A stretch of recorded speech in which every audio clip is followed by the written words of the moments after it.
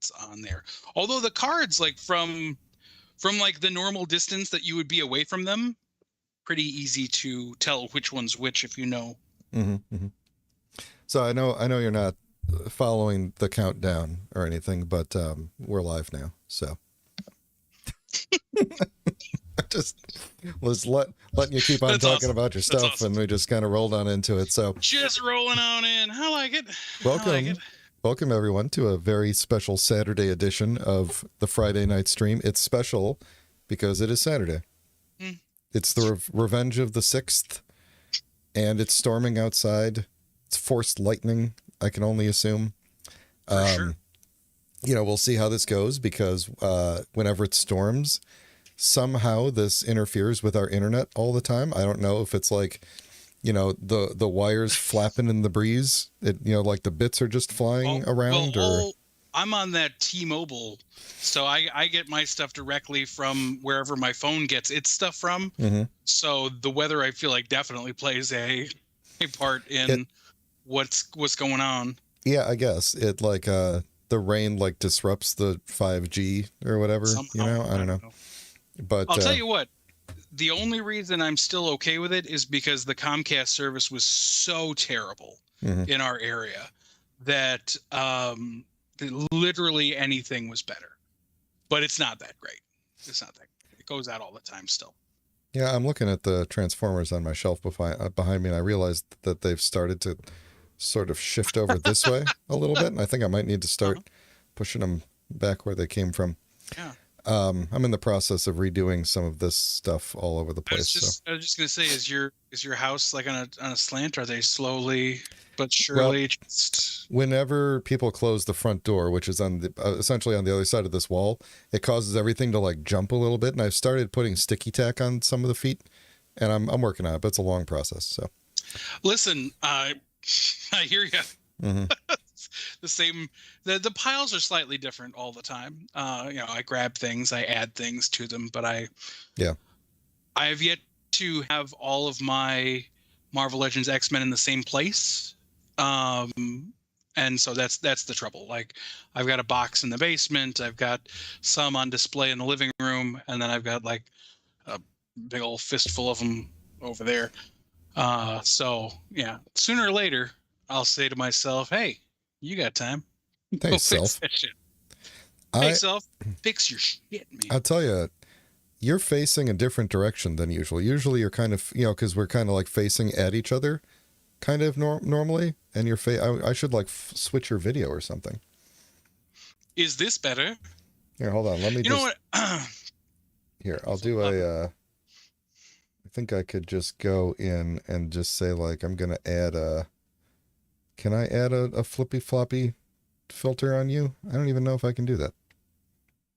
Can I? I mean, not easily. I mean, I could if I edited the I think I would have to read. Yeah, no, I got it all locked down. It's fine. We're not going to do it. We're not going to do it now. We're live. We'll work on it. We'll work on it. Okay, just folks? Try to act like you're talking to me and not to. Yeah, is this better? This is better. That's what we need right there. Right there. This is a blank wall. So. Oh, you should make like a cutout of me. I'll get one of your character stickers and I'll put it there and I'll just be like, Ryan. That guy. Anyway, what are we talking about? Are we doing a thing? We're I don't know. I'm all thrown off because I talked through the whole opening.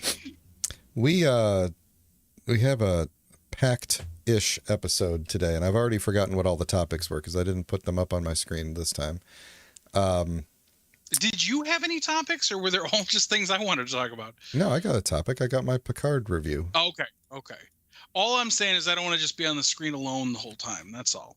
No, you're only on the screen alone when I'm just so tired that I need to rest my eyes for a bit, and I put you on the screen, and then I go. I mean, that's fair.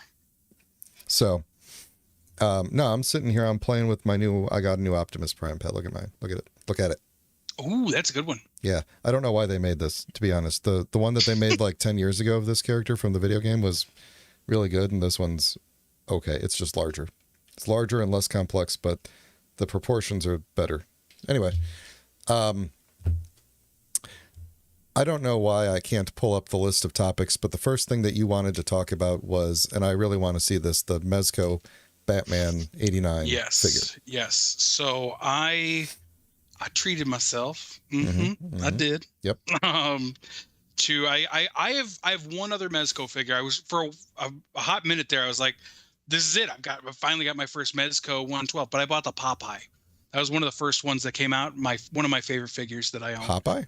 Yeah, it's a very hyper realistic Popeye. It's a very good figure. We talked about it on the show once. It's somewhere. So one of my greatest fears right now, though, is this comes with so many very small accessories. I keep him in the packaging that he came in. The box I was do that nothing a lot. to really it really write messes home things about, up. but like, look at that. That's just, and you can't even see it yet. I mean, you can kind of see it. Just look at that. You can't see it. Look at this thing. It's a tease. It is a tease. All right. So without further ado, here he is, the Michael Keaton, the ultimate. Now, I guess I will tease you some more. Okay. I was like, I want the ultimate Michael Keaton Batman figure. I want that. And I know Figuarts made one. I have one that NECA made it's very good. And then there was the Mezco one. I was looking them up, and the Figuarts one was a little less, and Figuarts is usually very good, you know. I wish I would have grabbed my other one, but I didn't, so whatever.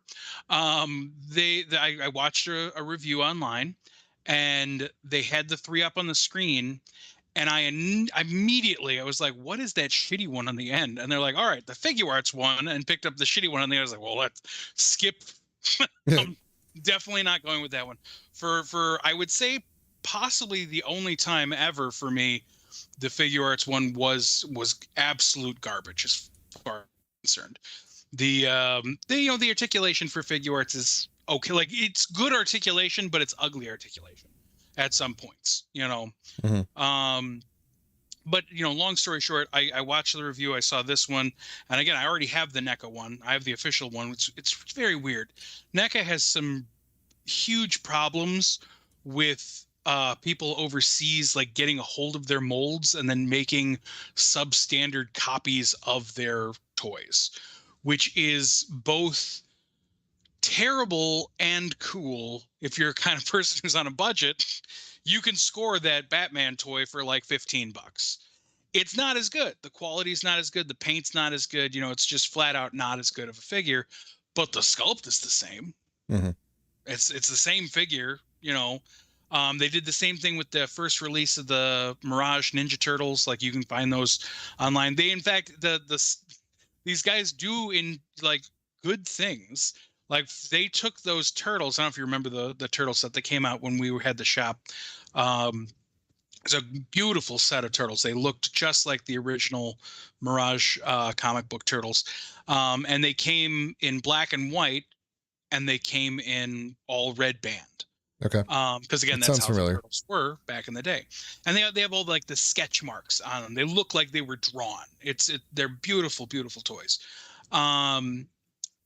But then the other guys got a hold of the molds, and again, the plastic is not as nice. It's not as bendy, as I've heard. But one thing they did that was leaps and bounds above what NECA did is they offered them in the cartoon colors, so you could get each turtle in the correct color bandana. And I was like, I've almost bought the set 4 or 5 times just because I love the idea. Because, like I said, they're really, really stunning looking figures. And again, the paint job is not quite as good on the knockoff ones. But if you have any talent with that, it's a real easy fix. And the original turtles go for an insane amount of money if you can show that they're actually the NECA ones, you know. Okay. Long story short, here's Batman. He is. I have a lot of toys in my collection, and I think this is the best one. I really do. Let's get in close here. I'll give you the thing here. Get the coverage. Look at that face. Now I realize that like we're looking at a sculpt where you're only seeing like the bottom third of a face, but they did a really good job. They did. It's insanely good. Let me see if I can push it closer. Yeah, there he is. It's insanely good. It is insanely good. They come with two different capes. This cape has some wiring in it, not heavy, but just so you can, pose a little bit of a flare here and there, that kind of a thing. I like it because I don't think this is real leather, but it's very nice pleather if it's not real leather. It's got lovely texture to it. But of course, fabric doesn't scale very well. And Sure. So that's one of the things that you have a problem with is that the cape kind of foomps a little bit. With the right, pressing of the wires, it comes together nicely. So like I said, he came with 4 heads. The heads are super easy to switch out because they're just magnets. It's a magnet. That's nice. A magnet. So that is real nice. Clip it off. So I'm going to show you another one of the heads. This one's one of my favorite things about this toy. Although obviously it's not the head I choose to keep on there because it's not the best likeness. Let's get in on there. It's not bad. The mouth is still good, but he's a little intense on the staring. Yeah, is there a reason for that? There is a reason for that, and it is because come on, focus. Come on. There you go. He looks a little shifty. His eyes move. He has fucking eye articulation. Why? I mean, I like that. But I'll tell you why. I'll tell you why. Is it because that's in the costume, that's the only part of him that can move? Well, and not unlike in the real costume, Michael Keaton's head cannot move because the cowl is one big piece. So he has no side-to-side articulation. And so I realized that was a problem the first time that I posed him with his grapple gun and had him pointing it out like this, and his head was still like this. Right. And so at least if you angle it and then shift his eyes, he's properly posed. So that is a killer feature. I really love that. And again, the heads are so subtle, but they are very different. So this is a I guess not much, but a sterner Batman. These are very subtly different. I'm going to put them next to each other. You're going to have to, because I can't tell the difference. So this is the head that I showed you before. These are both eye articulated heads. Let's see. And you see his mouth is ever so slightly parted into almost like a gaff. This is unnecessary. In the other one. It is, but it's also nice. Yeah, I guess. And then on top of that same head, I think, no, it's more. It's a little bit more. This is almost like stop motion levels of redo. Here's the last head, and this one has focus. Oh. He's got his mouth open ever so slightly more, but also he's got a blood mark. Wow. So in all honesty, what I'm half thinking about doing is taking one of these heads and either buying the cheap knockoff NECA one and busting that head off and just putting a magnet on it and having multiple Batmen. Or like I said, I have the original, but I hate to ruin an original NECA Batman. It's a very good figure. It's just not as good as this, Okay. I really like it. There's give and take here. There's a lot of give and take. The body, I've never owned a figure like this before. Pardon me grabbing his bad crotch there. So he has a completely seamless body. It is rubber.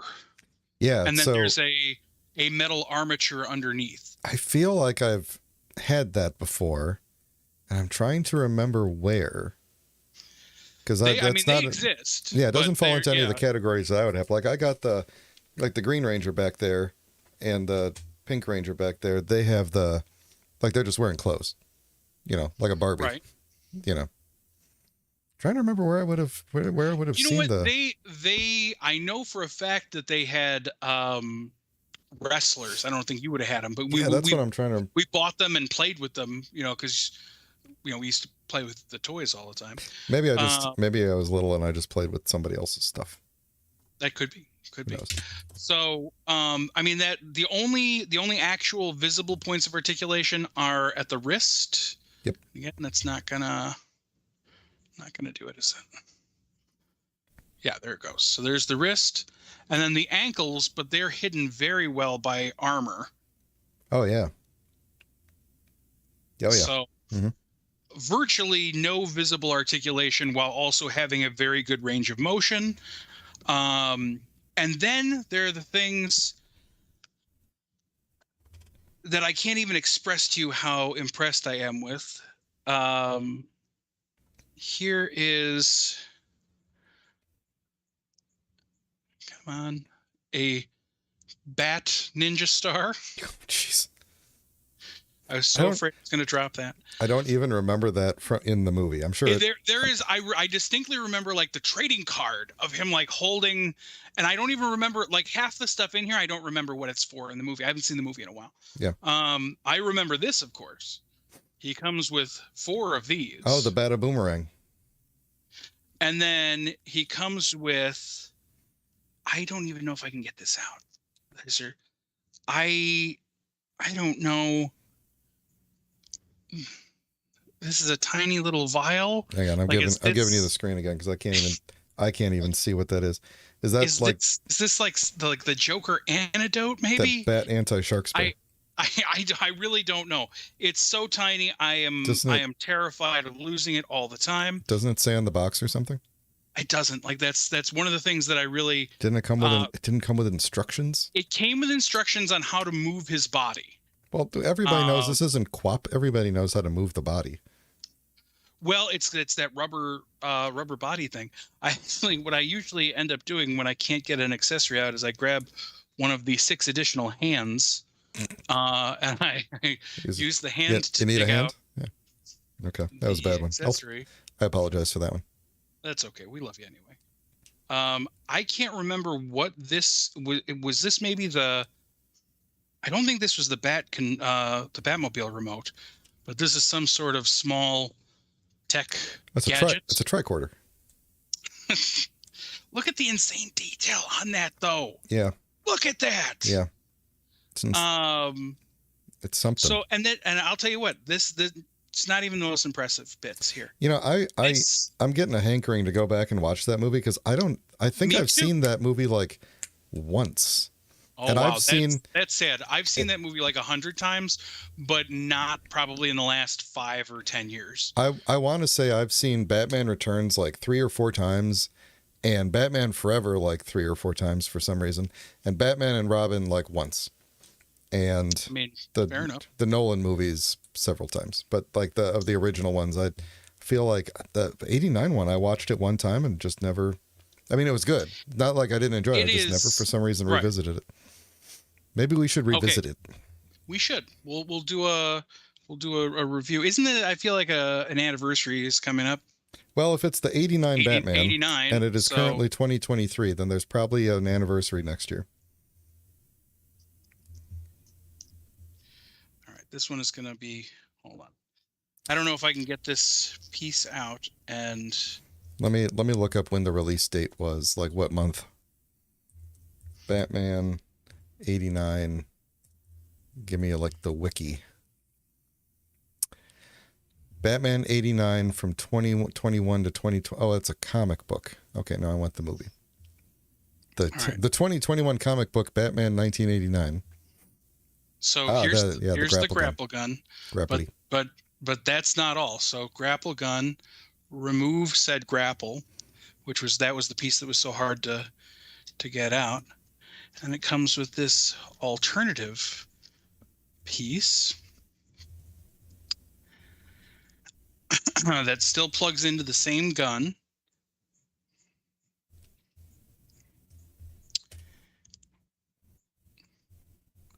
I don't even know if the camera's going to pick up on this. Yeah, I'm going to give you the big screen again. Hang on. I should make the timing of that transition faster. It's timed to be exactly the same as the Transformers one, because I like accuracy more than I like convenience.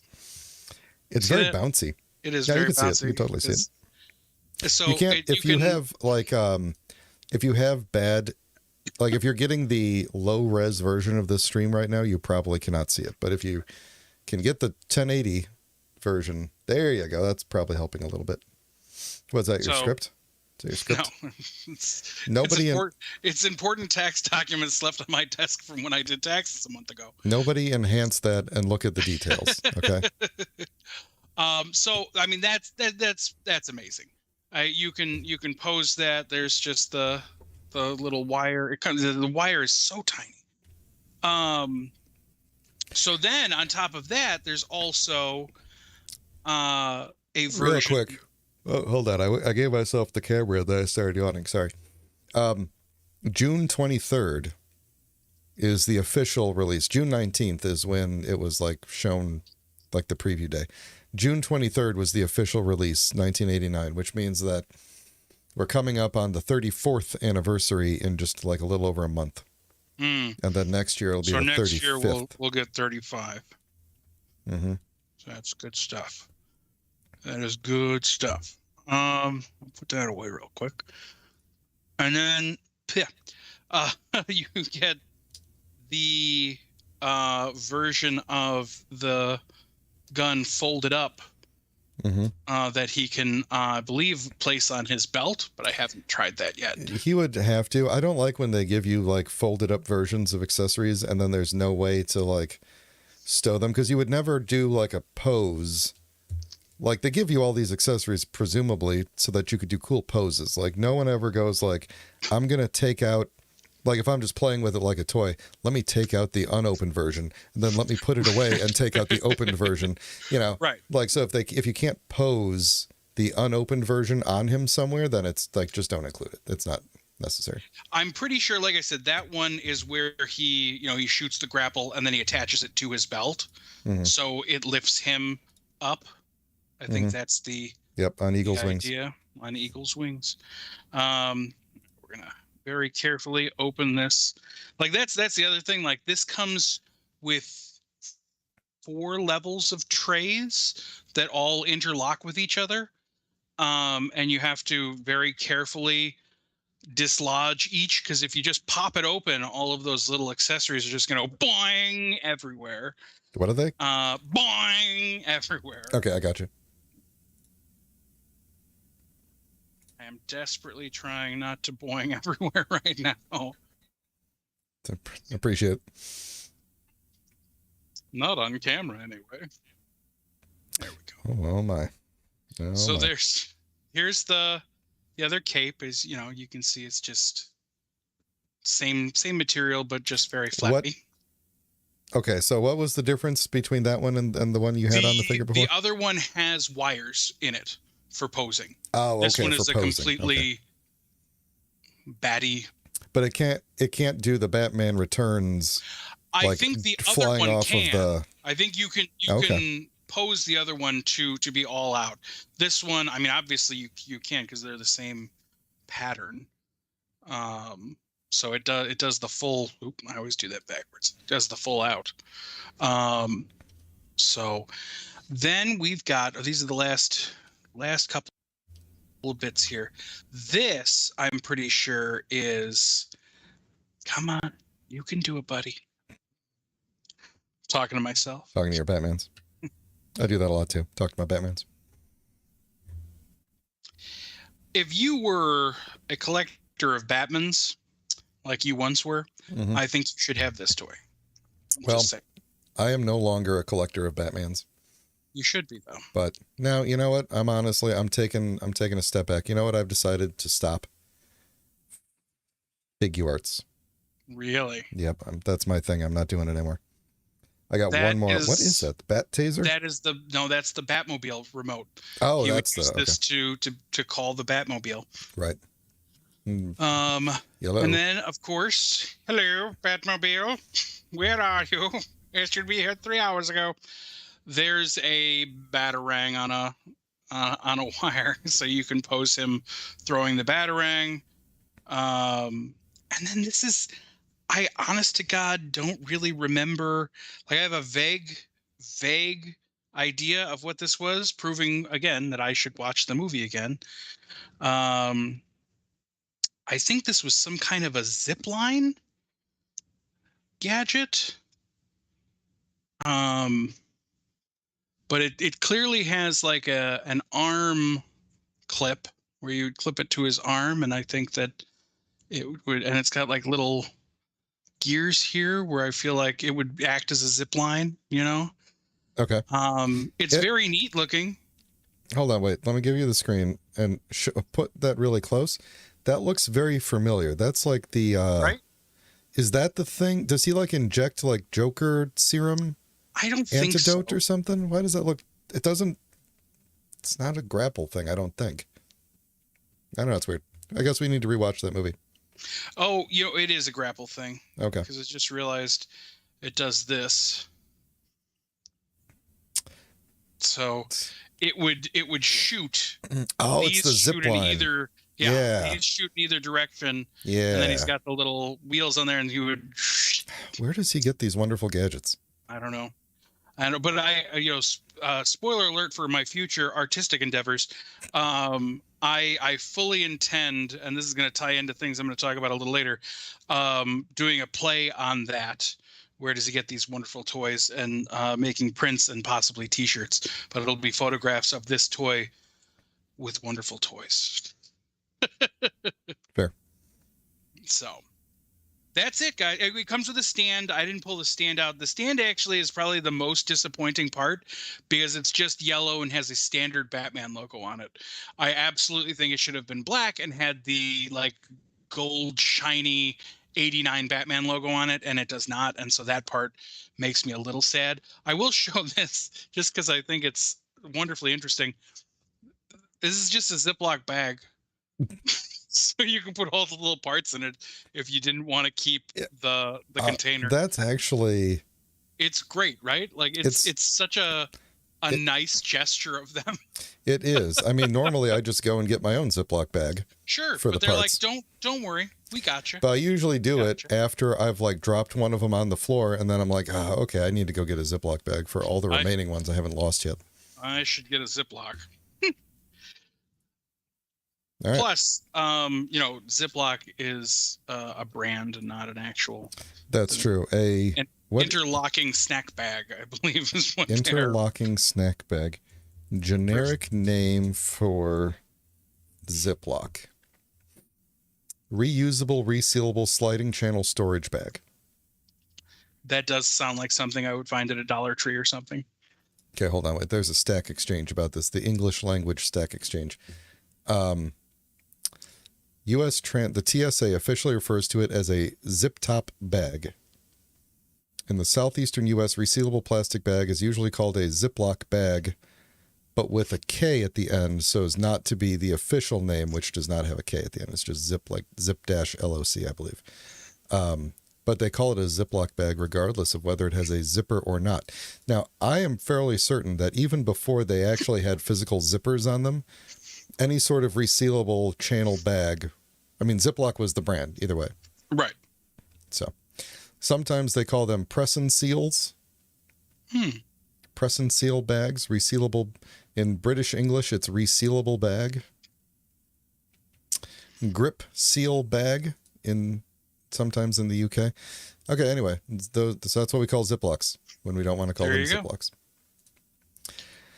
So, we should have done this first, because it would have been a better opening topic, but I wanted you to show off your enamel pin and your Jesus. Oh, okay, yeah, okay, sure. Okay, so first of all, it's not an enamel pin. Oh. I've created. I thought you said it was. No, I told you it's not. Okay, fine. Pat's. Keep up with me. I'll change it. Not enamel pin. Not enamel pins. Gosh. Okay, what is it? Describe the type of. Hold on. Resealable. Show you guys the press and seal pin. Press and seal pin. So these are enamel pins. I've made 3 of these. This is my Walking Dead, and it is made of metal, and there are grooves in it, and they fill it with enamel paint. That's why they're called enamel pins. This is He Pony, and this is Little Skelly. So this is a new thing. This is a newer thing that's on the market now. It's much faster and much less expensive, but also, you're getting what you pay for, pretty much. Okay. These are called acrylic pins. Oh, you did say that. Yeah, I told you that. Okay, I just wrote the thing wrong, I guess. So these are acrylic pins, and I showed you guys last time we talked. I did some artwork. I almost said for like the new Superman movie, but that's very misleading. I did some artwork based on the original Christopher Reeve Superman movie for my personal enjoyment. And then there was a deal on getting these made, and I was very excited about it. So I was like, hey, why not try it out? So here's the result. And I think, frankly, if I get it to focus, it looks pretty good. Yeah, came out great. And this is your art that you drew. This is not like, correct. You're not one of those people that just goes on Google and downloads somebody else's art and then makes products out of it. No, and that is something that people do. That's true. But no, this is my art. Wish I could get it to Power Ranger it. There it goes. And it came out really great. It came out, I literally just printed my art on the back of a piece of, I don't know, it looks 1/4 inch thick, maybe. Yeah, was that like plexiglass or something? It's acrylic, as one might guess. Oh yeah, that makes sense. And then they adhere a little, pin back to it, and then you got a little pin. And I'm wearing one on my lapel already. And so I really You should put it up higher so we could see it, like in the forehead or something. Yeah, but for me, there is nothing like seeing my artwork reproduced a bunch of times. I just love it. We made a trading card that by all standards is total trash. But we made it, long time ago for our comic book store, and Brian knew better, but he let me use Comic Sans on it and stuff. I didn't know better at the time. I wanted you to be able to express your artistic vision. I didn't want to hold you back. From now on, I give you full permission to tell me when I'm being an idiot, though. Okay, just so you know, you've got that. Sure. But anyway, we ordered like 1,000 of them because we had a comic book store. We could give them all out. We didn't. I still have like 400 of them. But it was just a magical moment, just seeing the artwork that I worked very hard on reproduced so many times over. It just made me feel, I don't know what, but it's one of the things that drives me as an artist. I love producing things with my art. And so this is very fun.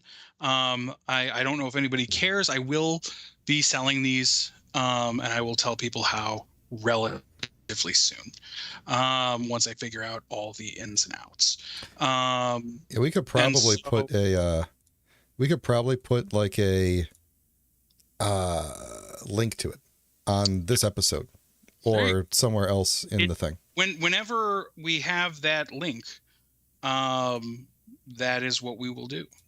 But yeah, so that turned out, and I again, just for those who may not know, I made these fun, cracked glass. I don't know if you can really see that. They look like the stickers you used to get at like the video store, or for me it was Pizza Hut. They're slightly holographic and very fun.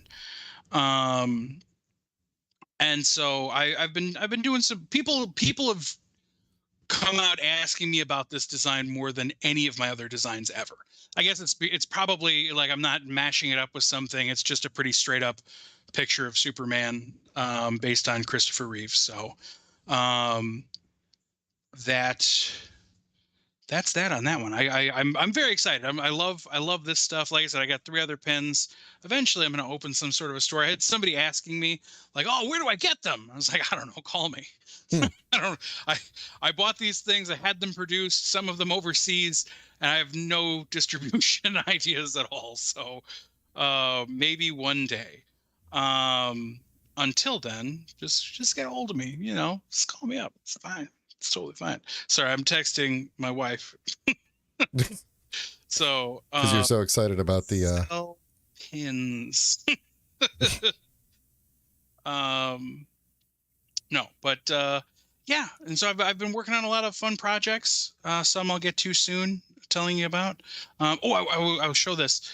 I got these after I started distributing some of the stickers. After people were asking me, I went and got official sticker machine cardboard, and so that's how I ship them now, so people can have the full experience of getting an old school sticker. So that was fun. Nice. I like. So yeah, what else you got? You wanted to show off your little Jesus toy, I think. Just that little thing. Yeah. I was at Five Below today. And you guys remember those little like floaty toys? Like back in my day, my parents weren't ritzy or anything. We didn't have a Game Boy. Going on a long car ride, we would get some shit like this. But there ain't nothing like this. I found this at Five Below today. I'm not an overly religious man. I should point that out. This is what the back of this product looks like. I feel like it sets it up very well. Hold on. I switched to me by accident. Oh. Sorry. There you go. It's just a bunch of happy little Jesuses in the sky. I don't know why. I don't know why there are so many Jesuses. And this game, it's one of those little pump games. It's got a little pump on it. I hope I always do this. And you shoot little rings, which I've figured they got to be halos, right? And there's Jesus, and there's actually a bunch of Jesuses in here. I don't know. I feel like there should only be one, but there's a bunch of them, and you just try to get them into heaven. The little door, it says heaven on it. Yep.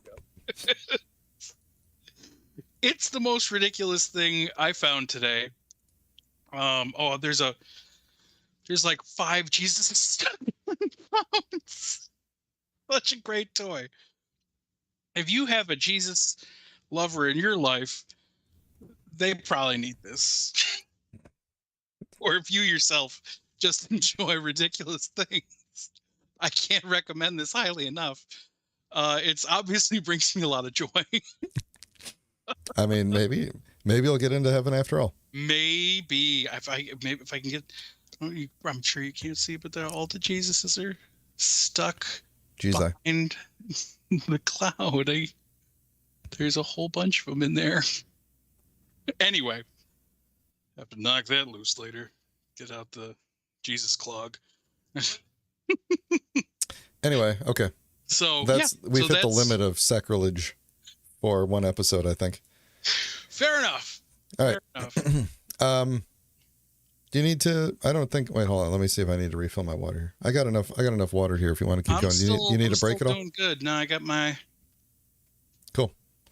Let's keep on rolling. I want to look at, so just for people's knowledge, the rest of the episode is going to be, we're going to look at the superpowers thing that Pat wants me to see.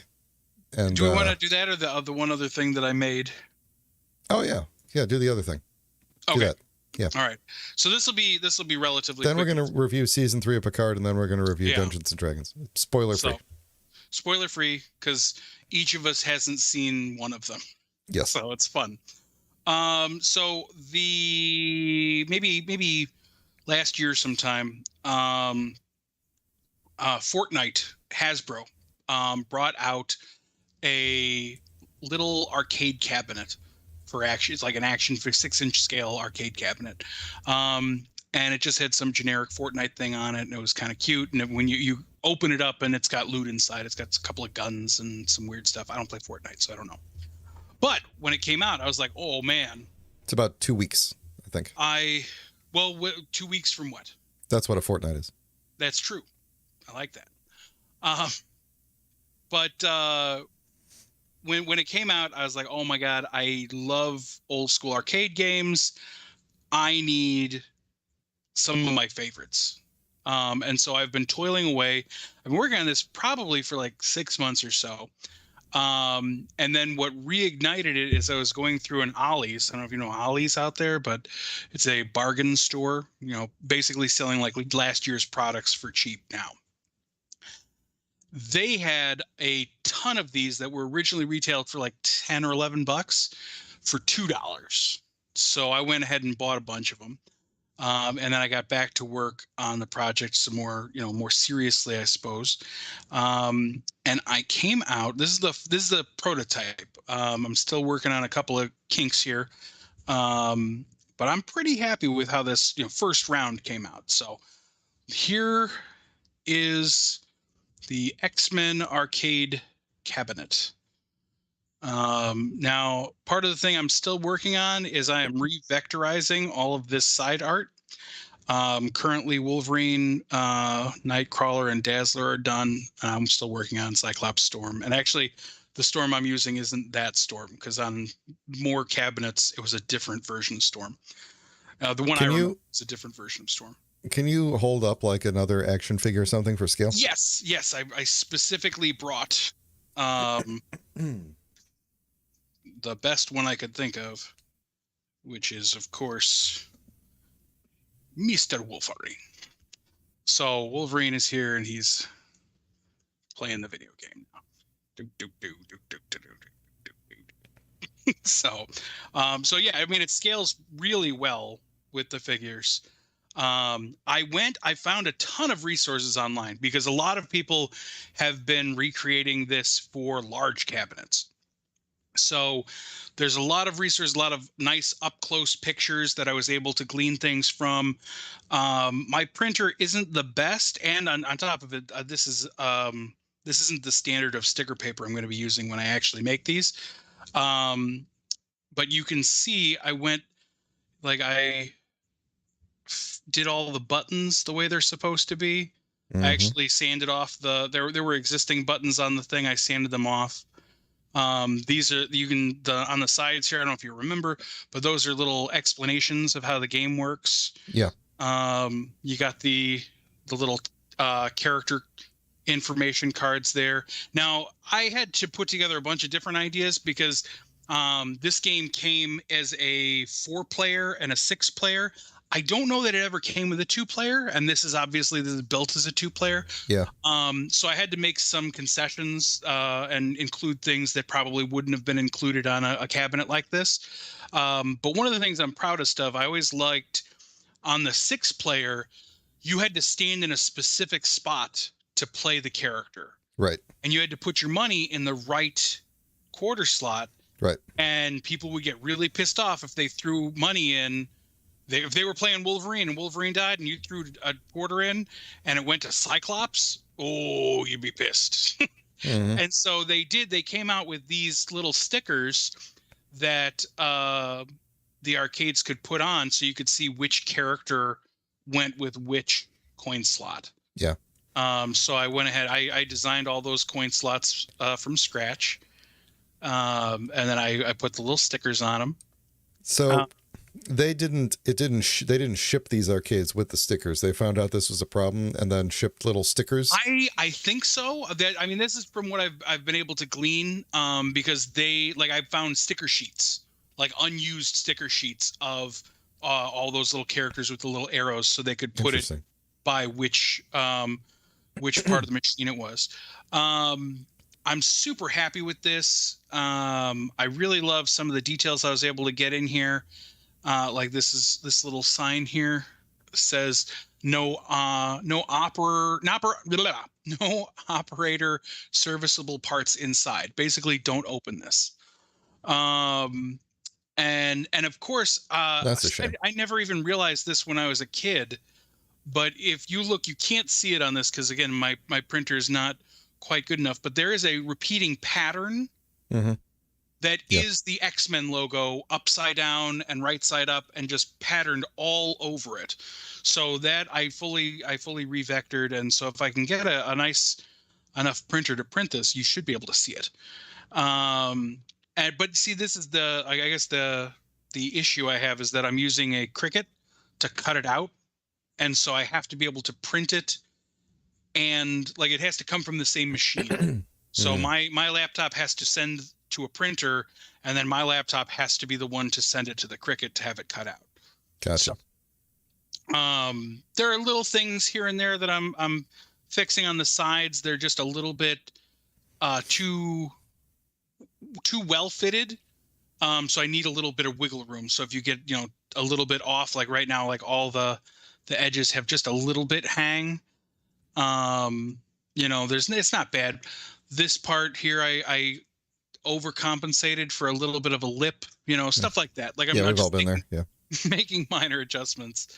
And then I was way off because I was eyeballing this for the most part. The screen is obviously, like, I don't know if it's going to come through, but to my right of the screen, there's a big gap that should be filled in with something happening on the screen. I also, what I'm going to do is I'm going to make up a bunch of these for sale with my stickers already applied. And then I'll probably just include a bunch of different screen graphics that you can choose from. And then once I am all out of actual cabinets, I'll start selling the stickers so people can find them themselves and put them on. I'm also going to put a strip of vinyl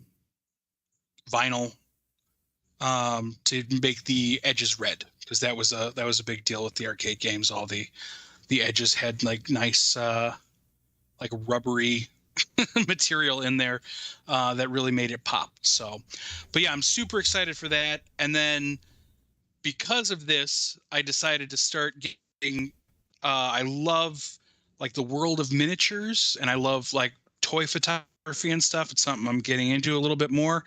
And I got to thinking what other things I could make from my childhood that would be, I don't know about easy. Easy's not the right word, but that I could accomplish. So I started making these, which again... Oh, boy, I'm going to have to give you the screen for this, I think. See if we can get Good luck with this. Good luck with this one. This is like... You got to get like the zoom on your camera to take a photo of it.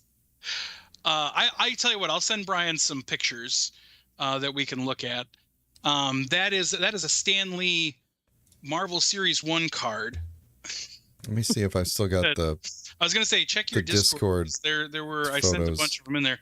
One of my... I made up a whole bunch of them. And if Brian can find the pictures, we'll throw those up real quick. I really am loving this idea where I made a set of them and then also made a card sleeve.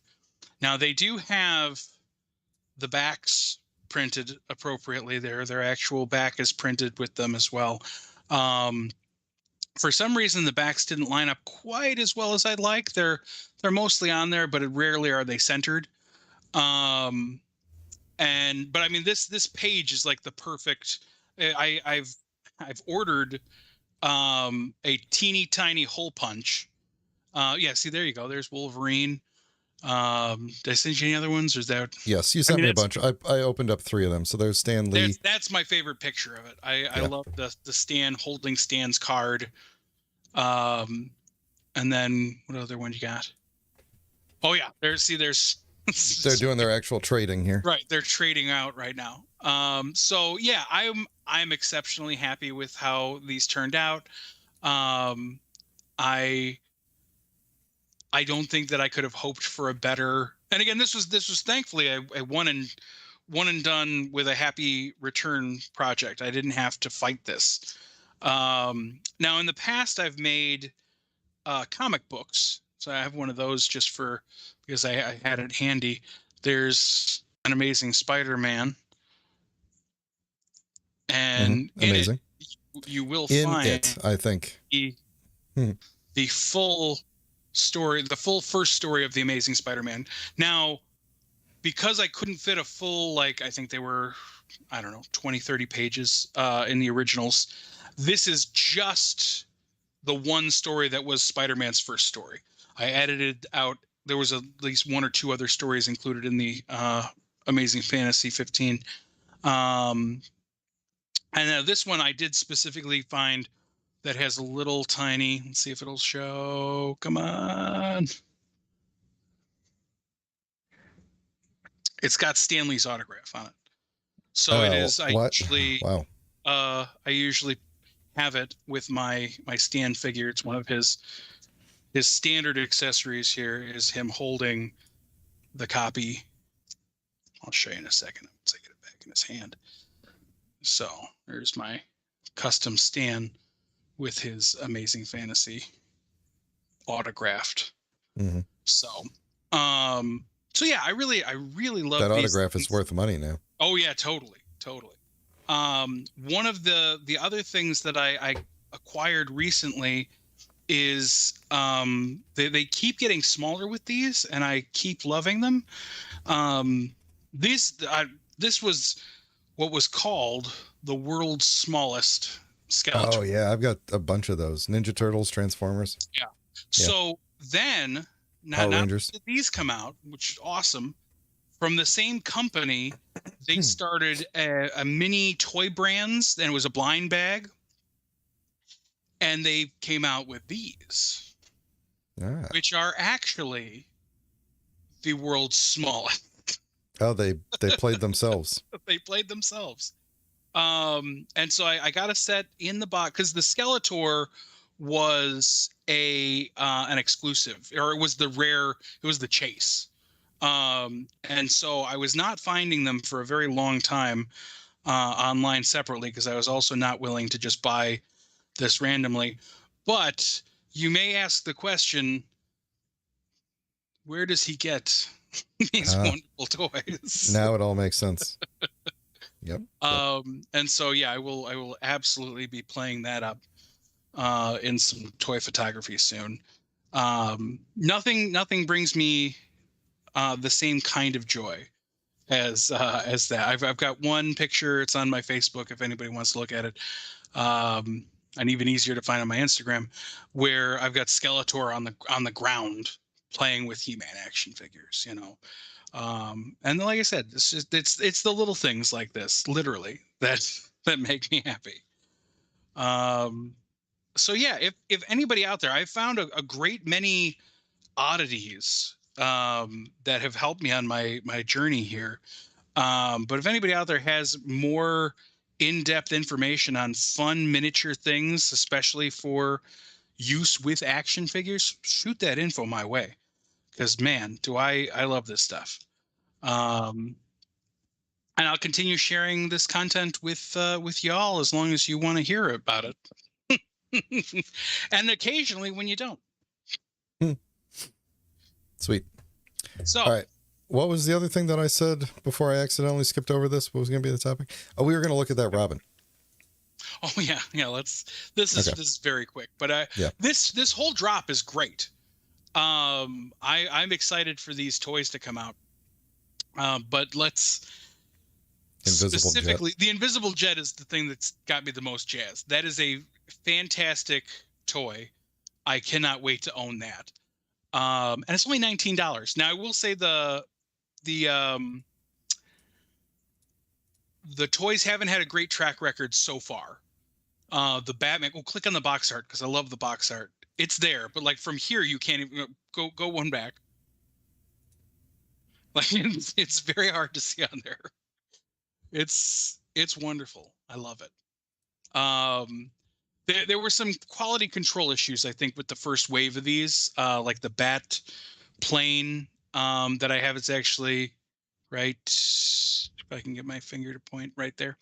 Like the canopy opens automatically, and mine, like right out of the box, like pop, broke. So I decided it wasn't a big enough deal to worry about. Now, this is a cool figure because if you know the Superpowers line, it was made in the 80s, before this version of Robin became a big deal. I think he was around in the 80s, wasn't he? I don't know Tim Drake's history very well. Yeah, I think so. But I feel like he really came into popularity when the animated series came out, because this was animated, wasn't it? Or am I making that up? The what? Sorry, say again. Tim Drake, was he the Robin on Batman the animated series? Or was that Dick? No, Dick was at the beginning, and then Tim came in like when it became the New Batman Adventures, I think. Was when they switched to Tim, because Tim was the one that in Return of the Joker, right? Like as an adult, he became the Joker. Right. Because they psychologically tortured him. That was dark. Spoiler alert. It was super dark. Very good episode. The movie's like 20 years old. But the only complaint I have, well, the two complaints I have about this is, one, the outside of his cape should be black. He only had the yellow inside of his cape, I think, at least in the popular version. And the other is the striking resemblance he bears to Seth MacFarlane, not to be confused with Todd McFarlane, who's making the toys. Right, who's actually making these. It looks a lot like Seth MacFarlane. Like, part of me just wants to get it and make a Seth MacFarlane figure. Yep.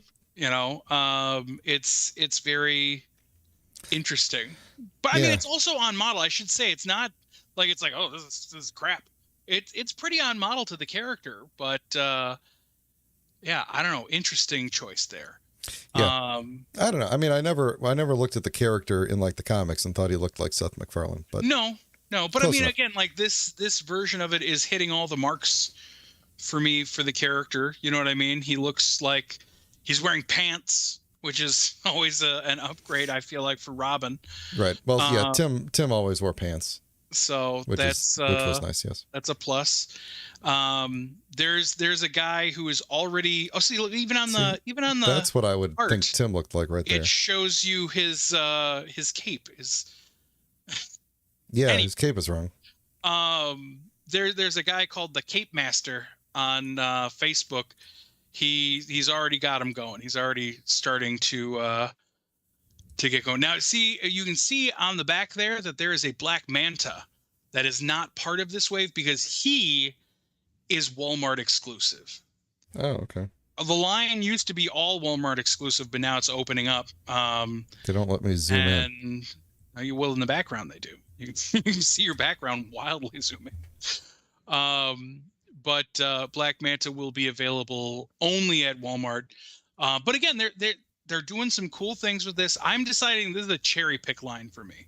I'm just picking out. That's the good corner. It's a good corner. Yep, there he is. He looks great. He really does. So does the Deathstroke and Nightwing. Those both came out in the last wave. This is the toy line that I like to buy where I see it. I don't like to pre-order it. And so whenever I find one, because they're pretty cheap. They're like $10.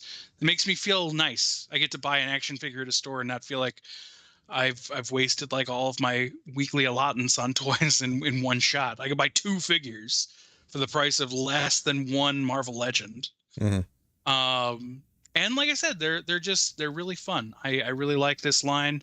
I really hope they dive into the Green Lantern stuff a little bit more. I've been wanting a Sinestro figure since I was a kid. But yeah, very cool. Anyway, very cool. We can move on to the goods. All right. I'm going to give a spoiler-free review of season 3 of Picard after I take a drink of water. And while you do that, I'm going to listen, but also play with the Jesus. Very well. So, get comfy in my storytelling position here. So, did you get to watch seasons 1 and 2? I watched a lot of season 1, and I've seen many clips from season 2. And that's where I'm at. Season 1, in my opinion, was not. I mean, it was a good. It's really hard to rate Picard because it's like a decent show in and of itself, but not what I really want from a Picard show. That's why I was in and out of that one, and that's why, because I was like, I really like seeing Patrick Stewart play this character. That's cool. Yeah. But it didn't feel like the same character. Right. You know what I mean? Like it did, but it wasn't, it wasn't what I was hoping. It wasn't the nostalgia punch I needed. Right. It felt like it was almost just like you were watching Patrick Stewart playing a character in a sci-fi universe. Right. That was vaguely familiar. It did not have to be called Picard. It could have been called, Sergeant Spaceface. Right. And even though same feel. It's like, there's a he's got all these new friends and everything, and it was like they brought 7 of 9 back, which was the best thing that they could have done in season 1. I thought that was neat. And they did that because season 1 was all like Borg.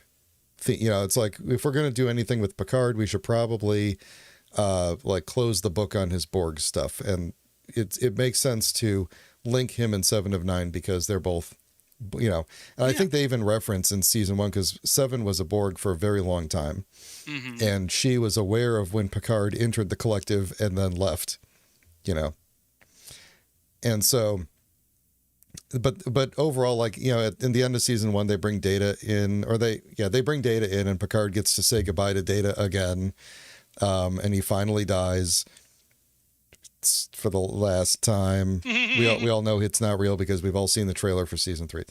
Right. I don't think this is a spoiler alert, but the majority of the basically everybody but Dr. Pulaski comes back for season 3. Season 1 was okay. We get they keep adding more Soongs. The guy who created Data was Noonien Soong. And then if you follow now, like in season 2, there's another Soong. And I don't even like the 3 seasons of the first 2 seasons of Picard are just like, let's spin up a ton of threads that we're never going to follow up on, kind of a thing. But like if you follow, I'm getting off on a tangent here, Pat, and if that's okay, I'm going to go on this tangent. I'm enjoying it. They keep throwing these Soongs in to the world, and trying to tie their like lineage together in ways that like don't make a whole lot of sense. So like chronologically, the very first Soong that we see, I think, is Adam Soong in season 2, and he's working on genetically creating people. Like he creates a genetically engineered series of, spoiler alert for season 2, I guess, series of daughters, most of whom die, except for the last one that goes off with Will Wheaton. And she looks exactly like the android that Alton Soong, I think, the one from season 1, right, who made the android that's the MacGuffin of the season 1, looks exactly like the genetically engineered daughter of Adam Soong, which is like 400 years earlier. Okay.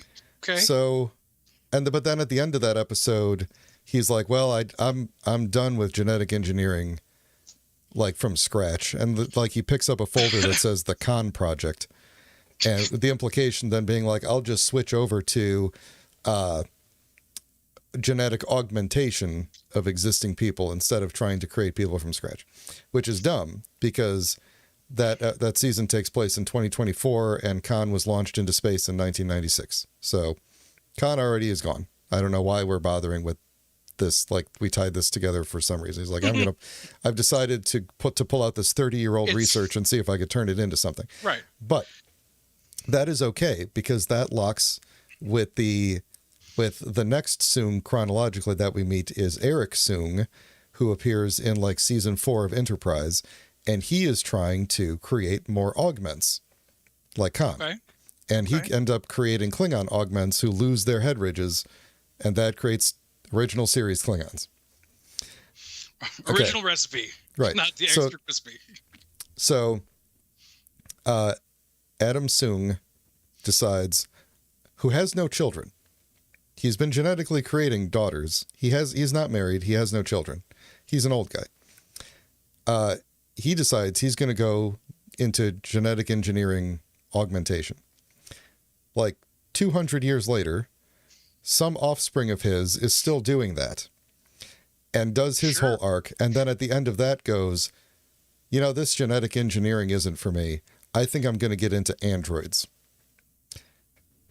200 years later, Noonien Soong has created Lore and Data and B4.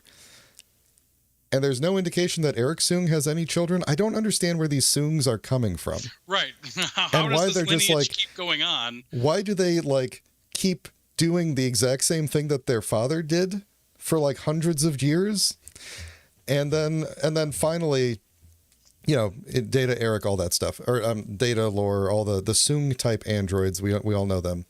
And then at the end of season 1 of Picard, we finally get the ultimate Soong, who I think was named Alton Soong, who has created the android who looks exactly like the daughter of his great-great-great-great-great-great-great-great-great-great-great-great-grandfather from 400 years earlier. Wouldn't that just be his great-great-great-great-great-great-great-great-great-grandmother or something? No, because she's... Or possibly aunt or something? No, because she leaves with the Travelers and in a plot thread that goes nowhere. She's not actually like part of the lineage, I don't think. I mean, they could always, there's plenty of space for them to retcon in between all of these things. It's just super weird that they just keep like, yeah, we're just going to drop a new Soong in here, tell you what he's been up to. These guys never stop. They're always messing with stuff. These guys never stop messing with the stuff, man. Never. So season 2 of Picard was mediocre. The Q stuff was going great. to say, the stuff I saw, which was the Q stuff and the very, very end, with Traveler and whatnot, I thought that stuff was great. After I saw it, though, I was like, well, I probably don't need to watch this. I've seen the emotional climactic bit here. It's all probably downhill from here. The thing about season 2 is that there's no indication at any point that Q is doing anything other than sinister stuff. Uh-huh. And then at the very end, they hit you with the "it was all because I loved you this whole time" thing, which was great. But they set up in season 2. Real quick, I'm so glad that we did a spoiler-free review of season 3. Yes. I need to tell you all the spoilers from season 2 first. Totally spoiling season 1 or 2. We should have said that at the beginning, but I'm good with it. I'm enjoying this. Keep going. The whole point of season 2 was Picard should learn to love. He should feel, the baggage of his parents and what they caused, you know, the psychological damage, he needs to let that go finally after like 90 years and love again. Okay. And so he finally falls in love with Laris, the Romulan who works at his vineyard. Right. Which they'd kind of been hinting at for some time, and you're just like... Yeah, they even from the get-go, they seem to have been, you know, they had a very, I don't know, mixed relationship that was like, oh, they're obviously intimate, but not maybe intimate. Which I actually really loved in the sense that, like, he looks extremely old and she does not, but she is, because she's a Romulan and they live for like 400 years. He's still a puppy in her eyes. Right. And so it's like, I thought that was actually a really good dynamic. Yeah. Yeah. So without spoiling anything, I am really upset in how they handled that in season 3. Oh no. Oh no. Our Picard. It's broken. But anyway, so season 3, overall, I really liked it. Mm-hmm. They do a very good job of not just throwing the characters at you, like the returning characters, like all at once, or being like, okay, well, now we got to go get Riker. Okay, we got Riker. What do we do next? Oh, we got to get Geordi. You know, or now we got to go get Data. We got to go get Worf. It was like a very natural progression of like, these characters are all doing things based on the overall threat that's kind of happening. Mm-hmm. They're all doing independent things that bring them together naturally. Like, it always felt natural. And there are a lot of cool reveals that don't feel so much like really cool reveals that are forced in, but just like, oh yeah, naturally this would be here, you know.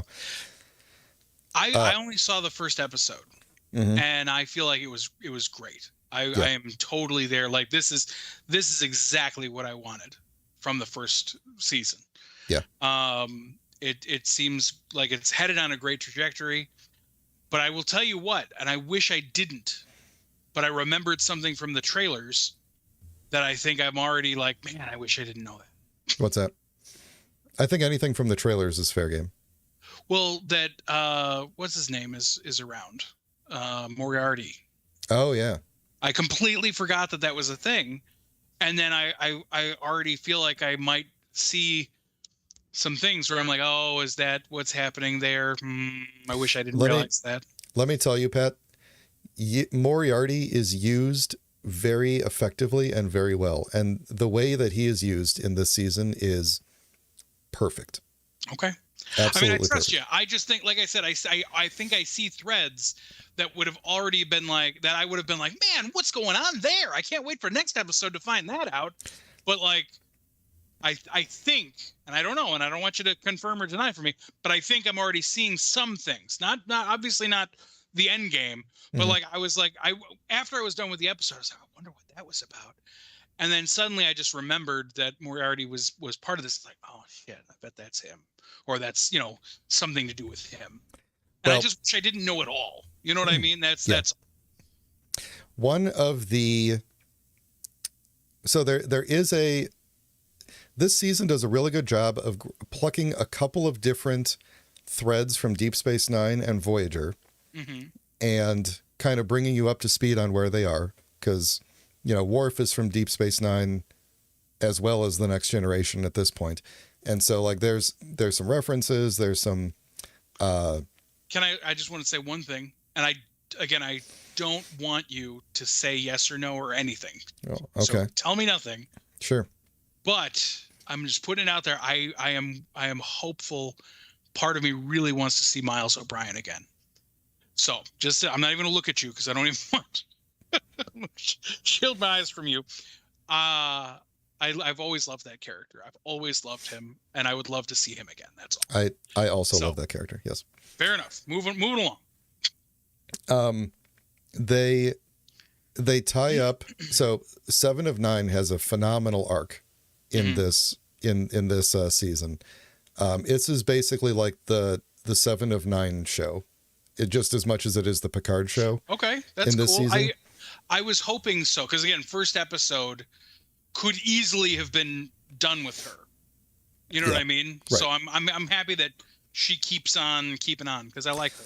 The her captain, like the captain of the ship that she's on at the beginning of the season, he is a dick, and the actor is phenomenal, and you will come to love that character. Let me just tell you, just as he is. Hate him or love him? I won't go. Oh, you won't say. Okay, that's good. That's good. It straddles the line, I would say, but you will. Okay. I mean, to be fair, it's a good character. To be fair, from the get-go, even though he is a dick, and I don't like what he's doing, all of his motivations are sound. Yeah. From the get-go, it's like, he has this really puts a wrinkle in the plans, doesn't it? But if I were in his shoes, I would exactly do that. I would not be such a dick about it, but I would totally do that. He's got some great one-liners. There's a lot of good writing. There's a lot of good, especially, there are so many good moments between the original cast, you know, the TNG cast. Just the way they play off of each other, the way their personalities are. There were so many times when I had to pause the show and just laugh, because it was like the timing was perfect. The delivery was perfect. I feel like no spoilers here, but I have always adored Geordi and Data, and I hope they get some time together. That's all I'll say. That's all I want. Well, I love them so much, and I love that in real life they're friends. That's another thing that I've always loved about this group of people, is that they are actually people who seem to be in each other's lives and enjoy each other, and that makes it all magical for me. I will tell you this. they will get the moment that you want, and if you are like me, you will pause and you will cry. I'm prepared. I'm a weepy bitch. There are so many moments like that, especially once you get into the last couple of episodes where the entire crew is together. Mm-hmm. There are so many moments like that, and they didn't do any of that stuff like they kind of did in Star Wars, where it's like, oh yeah, this character actually their life was ruined, and now they're really pissed about everything. Like that doesn't. That's good. That isn't a thing in this show. I saw a meme today actually that was like, what Star Wars fans wanted, and it was a photoshopped picture of old grizzled Luke and old grizzled Han and old grizzled Leia all in the Falcon and laughing and smiling. Mm-hmm. And it's like, what Star Trek fans got, and it was the picture of all of them on the bridge, and it's like, fuck you. I love you, but fuck you. They do a pretty good job at the end. If they wanted to do another show that was like the next generation, they set it up perfectly by the end of this series. So that's good. So there is I will say they also plugged some holes in the and we'll probably talk about this. Maybe we'll do a spoiler review, or maybe I'll just tell you about it later. But there were a couple of minor plot holes from various other things where they were just like, yeah, we're just going to naturally plug this plot hole in a way that doesn't feel contrived. Nice. There is one thing that I laugh about the more I think about it. The more I try to reason it out, the more I laugh about it. There is like the galaxy is at stake, but thankfully only our main characters are immune to it, kind of thing. yeah, okay. Where I'm like, okay, well, are they like? Let me reason through this. Maybe this, and the more I reason through it, I'm like, this doesn't make any sense at all. That's okay. But I look past those things all the time. It's like, you know what? That kind of stuff. Fine, whatever. It's fine. Maybe if I thought long and hard enough, I could come up with a reason that makes sense, but I'm not going to put the effort into it. Right. So that was probably like the one real sticking point. But other than that, the show is fantastic. The main villain for much of like the first half of the season is that the woman you see in the trailer. I forget her name. I think it's like Voke or something like that. It's not a memorable name, but it is an extremely memorable performance. She is played by I forgot her name, and I want to call her Amanda Palmer, but I don't think that is her name because that is a different person. That is a different person. But she is played by Palmer. It's Amanda Plummer, I think is her name. Okay. She is the daughter of Christopher Plummer, who played General Chang in Star Trek VI, the Klingon. Okay. And he was like all Shakespearean and dramatic and everything. And she basically plays this character the exact same way, where she's like saying crazy things while spinning around in her command chair and stuff like that. And absolutely fantastic performance. And a really good villain for Picard. Nice. That's awesome. But but she is not the ultimate villain. It's, you'll see her talking to the ultimate villain, but it's like a secret for a while and everything. So anyway, and what she's actually up to and who she really is and what their motivations are and all that gets revealed. And I think they do a fairly good job of like not giving anything away. Like they give things away as needed. Right. In ways that make sense. And then when you go back, like if you were to watch it again, like the clues are not there, but it all makes sense anyway. It wasn't like they were dropping hints or anything, but like it all lines up. It's fine. I really liked, again, this is because I'm only speaking about one episode. I loved Picard and Riker in the bar. Yeah. It was first of all, again, this is not a spoiler by any means, but Picard like comes in wearing one of those like driver's caps that old guys wear that I wear sometimes.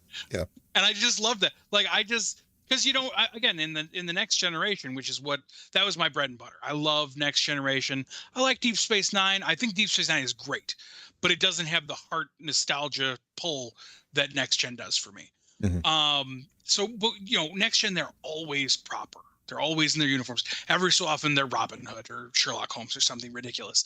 But other than that, they're always proper uniforms.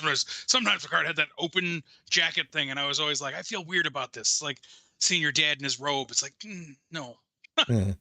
But they come off so normal without losing an ounce of the character. And it just fleshes them out even more. And it does. It's because these are characters that are very important to me.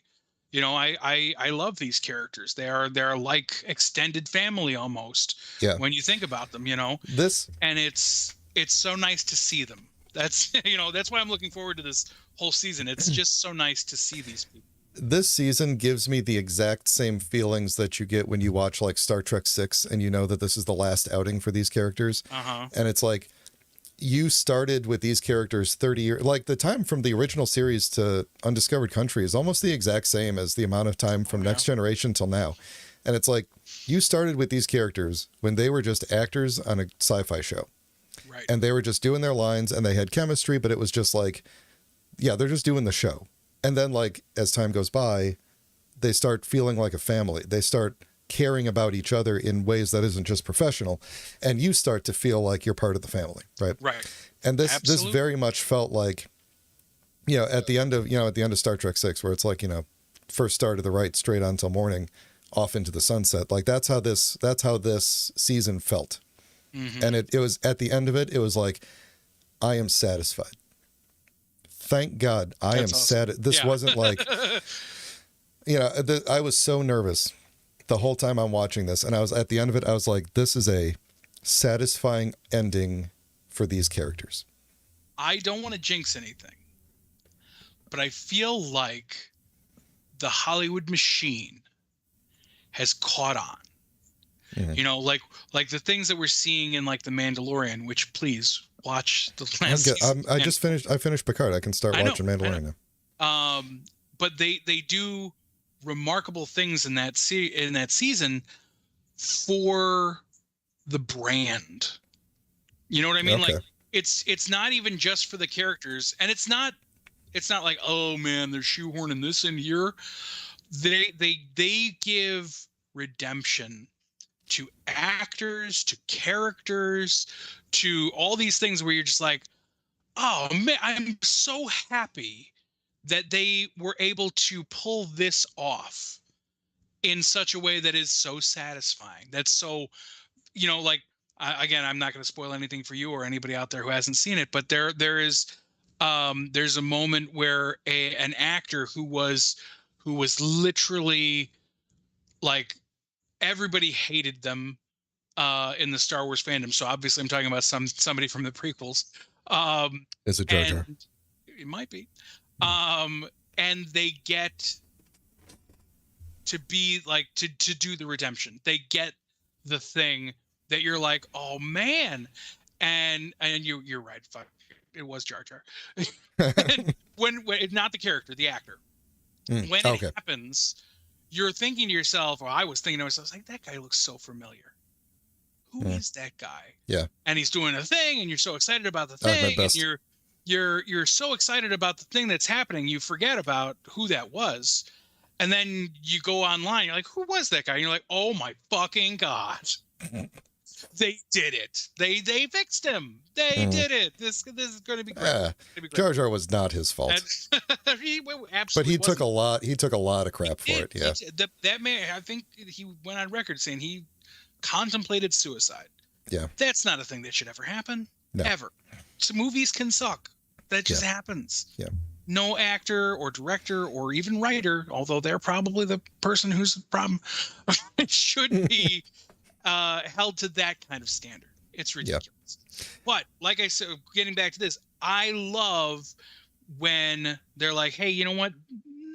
This could be, it's okay where it is, maybe, or maybe that was broken, but we could fix it. We can make it better. We can make this the thing.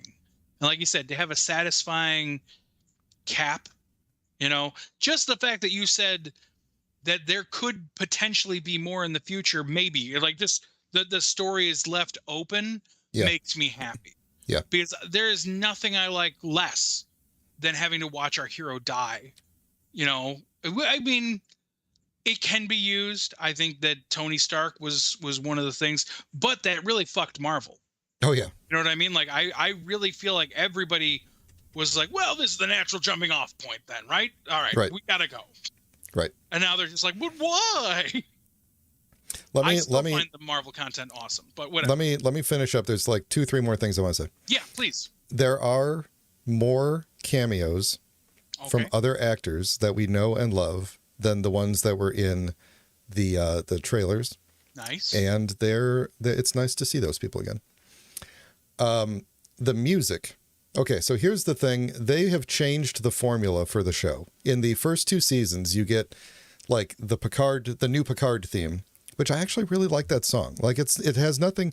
It's not like the Next Generation thing, which is like the Next Generation theme is a fanfare. It gets you pumped. It gets you excited. For sure. Oh yeah. Unlike like the Deep Space Nine and the Voyager themes are just like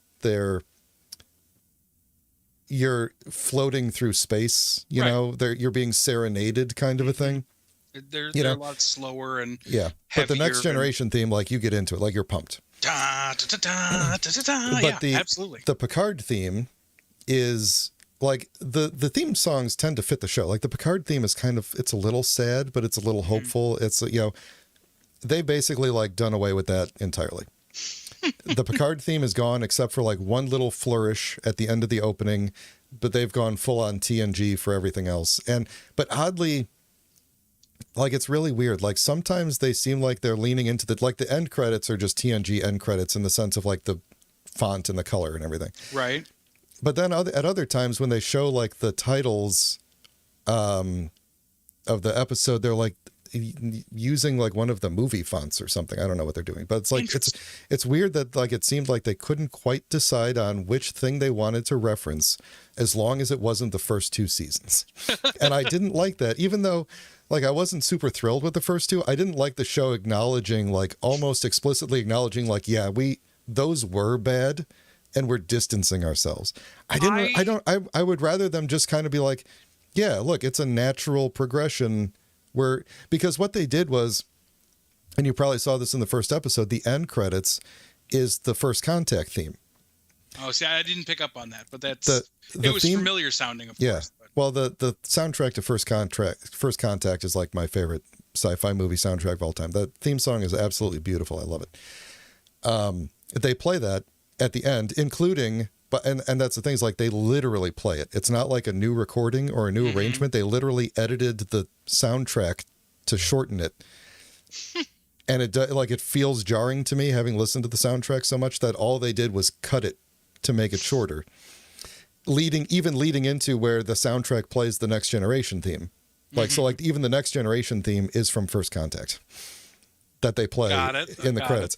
And that I listened to that and I was like, I wanted to hear the First Contact theme, but I wanted you to not cheap out on it, kind of, And then to be fair, the music for the rest of the series is all brand new and it's great. And there are times when they're like strolling down memory lane and you hear a little bit of the Deep Space Nine theme, and then you hear a little bit of the Voyager theme, and then it's like it's good. It's good. That's awesome. And here's another thing though, if you watch I probably shouldn't tell you this.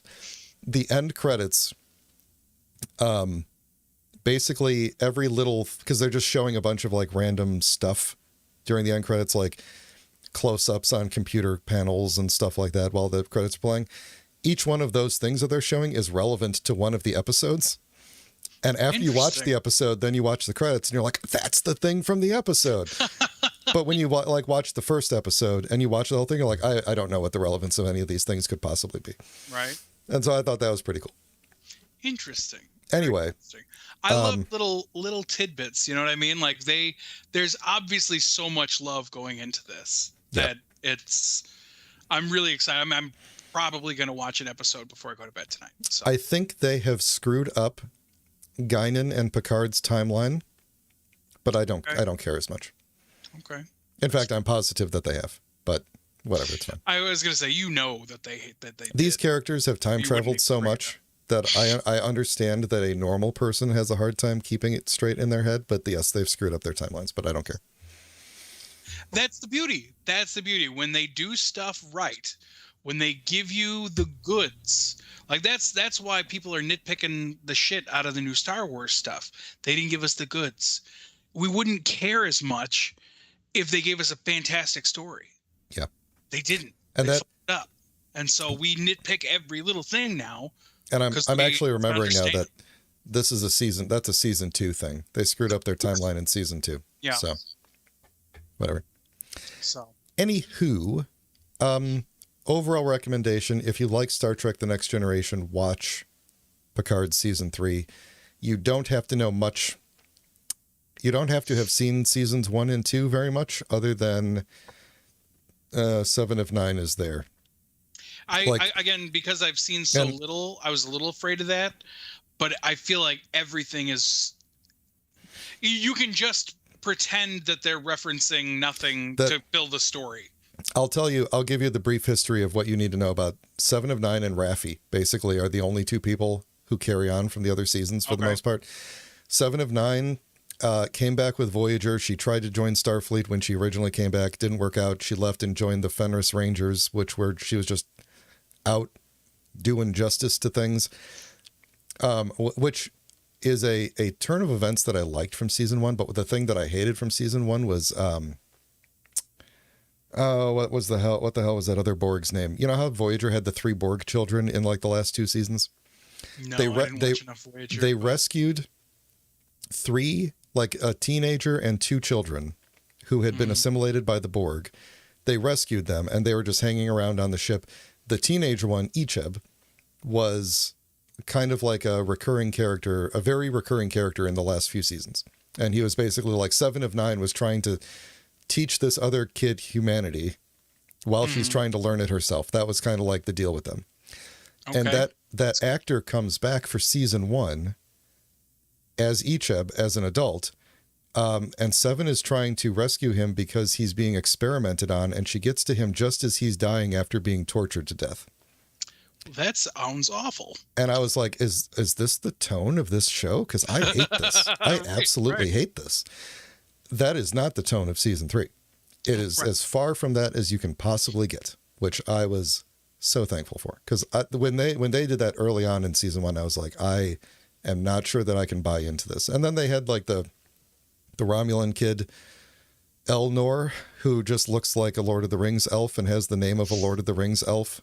Right. Like, it's like the most elf-like Romulan you could ever see. And then, like Spock, they would sometimes call him Elf as like a nickname. But like this was like, yeah, we've pulled what's his name from Lord of the Rings, and he's just in this, like, he's British now. Romulans aren't always British, but he's British. Yeah. So, but anyway, that kid's not in season 3 at all. You don't have to worry about it. Fair enough. Raffi is someone who is in Starfleet, but she has like substance abuse problems. She was good friends with Picard while Picard was an ambassador. She also has a lot of family issues. She's divorced. That has mostly led to her substance abuse. And then she's gone through this like roller coaster of like character arcs, basically for the first 2 seasons of how clean is she kind of thing. And then in season 3, well, God, I don't even, like, season 3 is just like a brand new thing for her, isn't it? So at the end of season 2, she's just like with them. Right. You don't really need to know much actually about Raffi. She's a friend of Picard from a couple years ago. She was in Starfleet. And again, I feel like they pretty much, because she's in the first episode. Yeah. And again, I knew that she was from Picard. I've seen her in the couple of episodes that I watched and everything. And it was, I don't know, it was all pretty self-explanatory. Yeah. It was contained. It's good. All right. That's all I got. We only have like 10 minutes left or so because I talked a lot. I'm going to talk very briefly. And then, again, I believe Dungeons and Dragons is going to be available as of May 16th for free as long as you have a subscription to Paramount Plus. And so if you are watching Picard, you do. So, right. we can reconvene and we'll both have seen it. But I just want to say, I loved it. I thought Good. Thank it was goodness. It looked really good. Really good. It was very fun. The twists and turns, some of them are pretty. The ones that are pretty. I don't think that there was anything surprising about the movie. You know what I mean? Like, all the twists and turns are well choreographed. My favorite thing about the movie itself is that it doesn't, like, I was waiting for it to be like, oh man, they're going to have to, for some reason, throw stones and hit a natural 20-sided stone or something. You know, like, I was waiting for something like that to happen. That is not the direction that this goes. The way this goes is that the characters do a lot of stupid, in-depth things that they didn't ever have to do. This is not a big spoiler. This is the opening of the movie. We're going to talk about it briefly, where they're talking about they are talking about the past in the present. You're not sure if this is going to be one of those things where, like, the whole movie was being told from this moment, or it just turns out they're just talking about the last bad thing that happened, and they're in jail and they're trying to get out on parole. And so they go through this whole story, and they keep talking about this guy Jonathan. They want to know why Jonathan's not there. They really need Jonathan to be there. Jonathan's supposed to, and they're like, he's just running late. Okay, he's just running late. He'll be here, whatever. And so, tell us your story. And he tells the whole backstory of the movie and everything. And they're like, listen, we can do this without, I think it's Jonathan actually, but whatever. We can do this without him. We're going to render our verdict, and they stamp it, and they're like, before you tell us. And then Jonathan, whatever, walks in, and he's like, before you say anything else. And Jonathan is a very large raven person. Okay.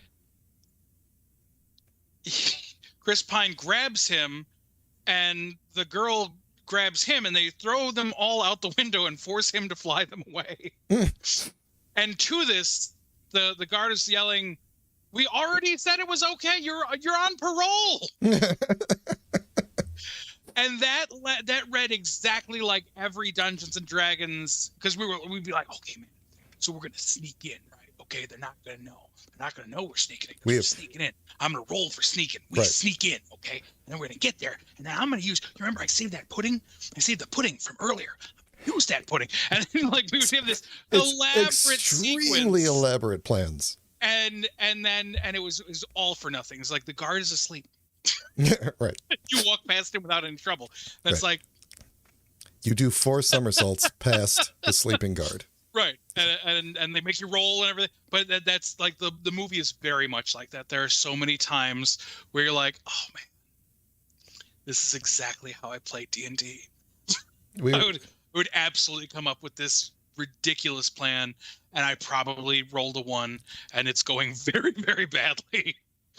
Like, I'm sure that because I don't know D&D that much. We played in high school, and that's all I've ever gotten to really do.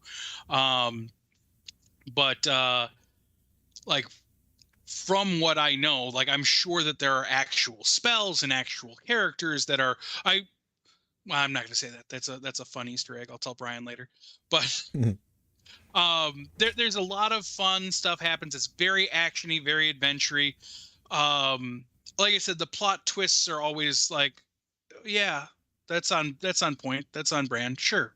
Yeah, I'm sure that's what would have happened. Sure. That's fine. But it's, I mean, all in all, it's there's a nice touching element.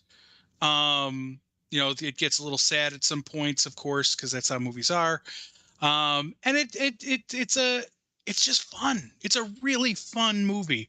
One of my very favorite things about the movie, though, is they use a ton of practical effects. Oh, nice. There are obviously ones that are enhanced, and then there are obviously ones that are CGI as well. But one of my favorite bits, they showed it. There was a clip, so this isn't spoilery or anything. But there's a point where they are the sorcerer has a spell where he can wake a dead person, and you get 5 questions. And once you read those, have those 5 questions go, the person dies and you cannot re-wake them.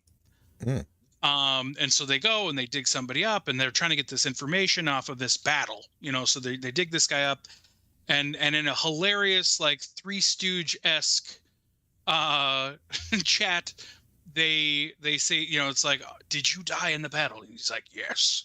And I'm like, oh, awesome. What, do you think I should ask him this? And he'd be like, yes. And they'd be like, no, don't respond unless I specifically talk to you, okay? Yes. It's like, no. And it's like, did that one count? Yes. Oh. And it's a puppet. It's obviously, because it's a skeleton, half decayed creature. It has to be, or I guess there could have been a person inside of it in some way, but it was a prosthetic actual thing that was there. And that just makes things so much better. Like, it's infinitely more fun and real to watch that than to watch a character where you're like, well, obviously that jaw is flapping around and that's not being made by a living creature. It's not happening. I know it doesn't matter how good they look. Once you get past the realm of possibility, you're looking at something fake. Right. So I love seeing those fully built real things. It has more humanity in it. It has more connection to it. And that even like many of the creatures, like even the big ones, you can tell that there was a thing there that looked just like that, and then they maybe like enhanced it or possibly replaced it, but it's being interacted with in a way where something that is it's there actually being interacted with that thing. Yeah. And it's just it is a solid, fun adventure. I heard it described as like a Goonies stuff. Like, it is very much like that. It is a fun adventure movie filled with weirdo outcasts. Like, that's the whole point of D&D. Everybody who plays D&D, or used to anyway, has had that feeling now and again, to be like, I don't really fit in.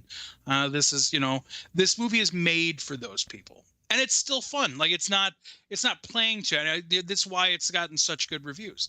It is a well-made film. It is a fun action adventure movie. Yeah. There's really nothing in it that would make me. It's PG-13, but I let my 10-year-old watch it. Like, she was totally fine with it. I think they say a couple of curse words, but nothing terrible. No nudity. The violence is mystical for the most part. Cool. So it's one of those movies that's like, if you're a D&D fan, you're going to get something out of it. But if you're not, you're still going to enjoy it and just be like, oh, that reference is still funny, even though I don't get it. Exactly. I know there's a reference probably happening here somewhere, but either way, this movie is still entertaining. There was a lot of that. I felt like, they're saying very specific things or referencing very specific people, and that could just be in the story, but I'm betting that's in the lore. Like, there are D&D people going, he said the thing. Yeah, I'm gonna have to engage with the D&D group at work and see when they see this movie and find out like how deep, like, was this whole movie like just steeped in the lore, or was it just like, we pulled some, like, here's a owl bear, and here's a the floating head thing with the eyeballs. I don't remember what that's called. The Beholder. The Beholder, they reference things like that. Like, I know they reference the Beholder, but I don't believe he's ever seen. Oh, really? They made a toy of him. I know. For the movie. I know. I could be wrong, because it was one of those things. My daughter was sick, so I was kind of tending to her needs while we were watching it. So there were several, can I have some water kind of things where I missed bits and pieces. But if it was there, it was not a plot point. That's for sure. Fair enough. So it's probably in the background somewhere. Right. Absolutely. But like I said, there's a lot of things that you might expect. Like, when you see it, you're going to go, oh, even just casual D&D fan, I'm excited that that's there. That's awesome. Although I don't know that there were any troglodytes. And when I played D&D, we were fighting troglodytes all the damn time. I think we were just in that. We were in that part of the world. I was going to say that could have just been we had that you played with Joe. I think I did one campaign with you guys. We started out with my friend Joe was like, he had it in his closet and it was his uncle's. And we were trying to play it like a board game because it had a map and it had little, cardboard characters and stuff. And we were like, I don't understand this. Like, do I move? Do I roll for like moving? How many spaces? Yeah. And this is interesting lore in our lives. The very first thing I ever bought on eBay was a 100-sided die. I remember that. Yeah. Actually, I remember that. Yeah. I remember setting up an eBay account to get this, and I feel like we all like pooled our money. We probably did because it was like, insane. It almost seemed mystical. Right? Like you could never seen one. You know, I don't even think I'd seen a 20-sided one at that point. I'd heard of it. Well, when we got it, it was a golf ball, basically. Yeah. I think it had some sand in it to help it stop. But yeah, it was a magical die. We got the 100-sided die. It was a magical place. We needed the 100. Once we knew it existed out there, we needed to have it. Yeah. This was like 2002, 1. So it was a long time ago. Longer ago than I would like to think. Right. So, long story short, Pat, you recommend Dungeons and Dragons: Honor Amongst Thieves. I think that it was very fun, and like I said, especially since this is how it goes with my family. We did the same thing with Puss in Boots, where I promised my daughter she could see it, and I paid the $25 to purchase a digital copy of it, and the next week it was for free on Paramount. Yeah. So it's how things go. One of the nice benefits of waiting to watch everything like I do is when I get the time, I can just binge it because all the episodes are out. I miss out on all of the discourse, but I don't really engage in the discourse. So I think it's fun. Like I like because that's something that's I feel like sorely missing in most modern day stuff when they're just like, here you go, binge it all. Like I love the waiting a week and being like, what could that mean? What? Because this is what we're gonna do to my daughter. She wants to watch Stranger Things, and the new season comes out next year. We're gonna figure out whenever they say when it's gonna happen. We're gonna start watching it from the beginning so she can watch them, live. But we're gonna make her wait. Like we're not gonna binge. It's gonna be like, nope, that was your episode. Provided we have enough time, that was your episode for the week. Maybe it's going to happen once or twice a week, something like that. But I really, if there's one thing that I feel like really hurts today's people is that we used to have much more in common because there was just less. Yeah. I was just, I don't know why it struck me the other day, but it really struck me that how much we gave up to stream.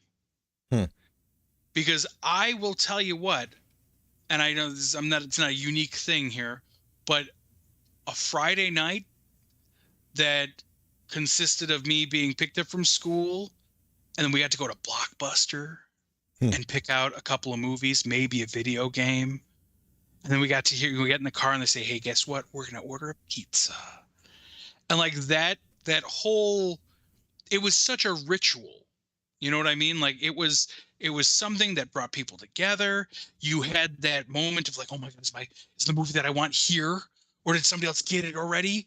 Or you get to that wall of new releases and there's none, but then there was one behind the counter. I could tell you right now that the kids today are just making new traditions the exact same way. I mean, they're coming home after school. They're opening up Netflix and being like, hey, did the licensing deals remove that movie that I wanted to watch, or is it going to be there? Who knows? And then we order a pizza, get a DoorDash or whatever. There is something. There's just something missing from it. I mean, just as a family, like you sit down and you say, I don't know, what do you want to watch? I don't know. Flip through. There's no rush. There's no excitement of like, oh my gosh, we don't do any sort of, we do gaming together, but we don't watch television together. My family, I have not sat down and watched. We watched Encanto again, and it was a big deal. Like to sit everybody down and watch a movie like this happens like twice a year. where we all sit and watch a television at the same time. Yeah, no, I need to get stricter because my daughter's got her tablet now, and so she's on that like all the fucking time. And I really I've stated the rule that I don't want you to sit on your tablet while you're watching a movie, but it's broken all the time because half the time we're pulling out our phones looking at them, so I can't hypocritically be like, you put your thing away. Oh, you totally can. You're an adult. I've got it locked down. They can only watch it. They can only use the iPad for a certain amount of time. Well, so does she, but the time that she uses is generally family time, and it's like I really wish because the other thing is like she'll pick something and we'll be sitting there watching, like I don't even know what other good ungodly things she makes us watch. And we're watching it and I'm like, man, this is terrible, in my head. And I look over and she's like this on her tablet. And I was like, I'm not watching this anymore. This is why my paying attention. Get out of here. This is why my family doesn't watch television together. There's no common thing that all of us like, so we all just watch our own things. We have several threads, like where I mean, some of it makes me crazy though. Like my daughter has rules that she imposes. Like I still haven't gotten to see that new Peter Pan and Wendy movie. I liked Peter Pan. I was interested in seeing it. But my sister is a big Peter Pan fan. And she's like, well, I can't watch it without Auntie Katie. And I'm like, yes, you can.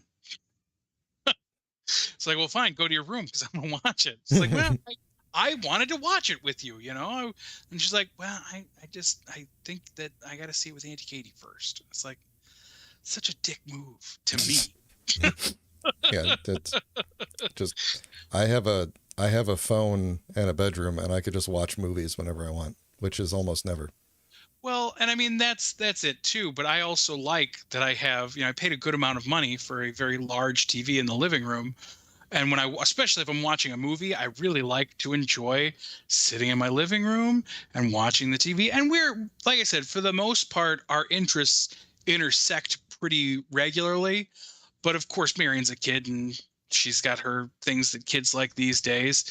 And there are some things that like her and Amanda really like that I don't. Like I'm not into anime, but they really love like all the Totoro and Spirited Away stuff. The Miyazaki films.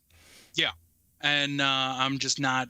I can appreciate the artwork, the artistry of it, but I really loathe knowing for a fact that the people are reading ridiculous lines just to fit the mouth movements, and it drives me crazy, especially when I'm like, that's Tina Fey, damn it! Why is Tina Fey spouting this now? That's James Caan. James Caan is in this fucking movie, and he's just babbling bullshit. Because the character is supposed to say, look over there, but it takes a really long time. And so he's like, look at that thing over there that is there. And it bothers me, obviously. Yes. Well, that's why you should watch it in the original Japanese with subtitles. I would prefer that. Yeah. But nobody else wants that. Well, anyway, the point is that we do have, we have some ritual TV watching or movie watching. Like we force a lot of 80s stuff on my daughter, of course. Like, oh no, we're watching all the Back to the Futures. We're watching all of the Indiana Joneses. And she's like, oh. Yeah, that's how I feel. I don't even want to watch this. So anyway, long story short, go see Dungeons and Dragons somehow. Or see it at your home. Yeah. Go to somewhere in your home and watch it when it comes out. That's the end of the Friday night stream. It is Sunday now for us, I believe. It's been a long stream. Yep. So thanks for watching. We'll talk to you later. Buttons. Where's my button? There we go. Bye, Brian. Bye, Pat.